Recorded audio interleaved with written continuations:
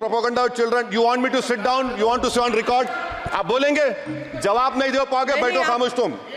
अस्सलामु अलैकुम रहमतुल्लाहि व बरकातुहू। जब वो बोलते हैं पार्लियामेंट में और गरजते हैं अपने दमदार अंदाज में, वो बयान देते हैं, तो क्या विपक्ष और क्या अपोजिशन सारे के सारे नेता दम बखुद रह जाते हैं और सकते में पड़ जाते हैं। जिनका नाम है असदुद्दीन ओवैसी साहब, जो ऑल इंडिया मजलिस इत्तेहादुल मुस्लिमीन के ख़ुद भी सदर हैं, बेबाक आवाज़ है। उनको पार्लियामेंट में बेहतरीन मुकर्रिर के तौर पर अवार्ड भी दिया गया, इनाम से नवाजा गया। इतना ही नहीं बल्कि वो मुसलमान हो, दलित हो, मज़लूम हो, हिंदू भाई जो भी हो, जिनके साथ जुल्म होता है, ज़्यादती होती है, उनके हक़ में आवाज़ उठाने पर वो मशहूर व मारूफ़ है।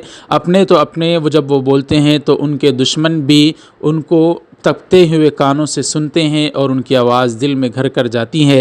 असदुद्दीन ओवैसी साहब ने आज एजुकेशन के मुतालिक बयान दिया है पार्लियामेंट में, जिनके बयान पर ख़ुद एक दलित लीडर हैं चंद्रशेखर आज़ाद, उन्होंने जमकर उनकी तारीफ़ की और उनका साथ दिया। एनडीए सरकार है, उसके नेताओं को खामोश कराने की ख़ुद चंद्रशेखर आज़ाद ने उनकी तकरीर में कोशिश की। बहरहाल ओवैसी साहब का यह बयान हम आप हज़रात की खिदमत में रखते हैं, अगरचे कि अंग्रेज़ी में उन्होंने दिया है, लेकिन ये समाअत फरमाने के लायक है। और उसके बाद चंद्रशेखर आज़ाद का बयान भी है, वो मुलाहिज़ा फरमाएँ। These people can pay back money. How can Jamia Millia and AMU pay back money? I don't know who has told you this. And more important, madam, 29% of graduates and above in India are unemployed, and half of them do low-skilled jobs.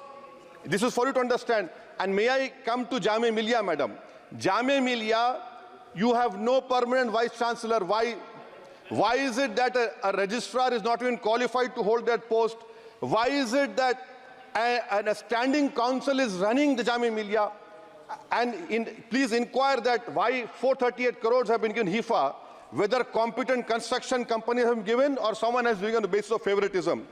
How is it, sir, that the present status of 100 years old Jamia Teachers Association, their office has been sealed, their body has been dissolved, there is no funds to run the university, to pay outsourcing staff, to build for building maintenance, no research grant. I demand that registrar and the standing council to be immediately removed. Now, coming to Aligarh Muslim University, there are 1,400 2 minutes.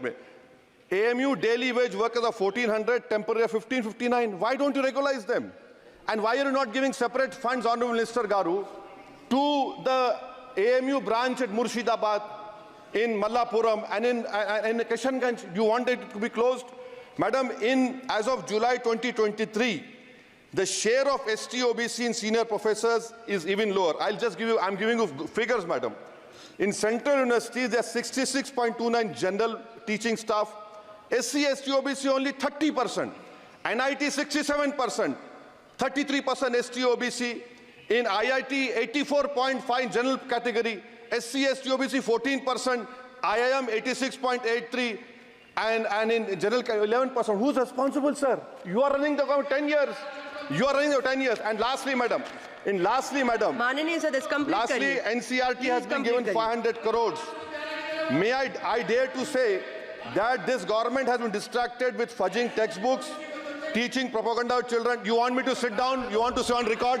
आप बोलेंगे, जवाब नहीं दे पाओगे, बैठो खामोश तुम।